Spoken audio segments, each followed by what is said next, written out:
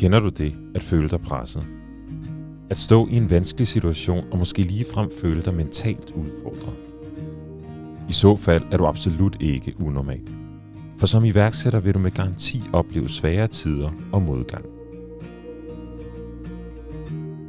Mit navn er Kasper, og jeg har levet af at være iværksætter i over 20 år. Jeg har på egen krop oplevet en syndflod af svære stunder. Jeg har været 24 timer fra personlig konkurs. Jeg har måttet afskede 35 fantastiske medarbejdere. Jeg har stået alene med store beslutninger. Jeg har følt mig alene.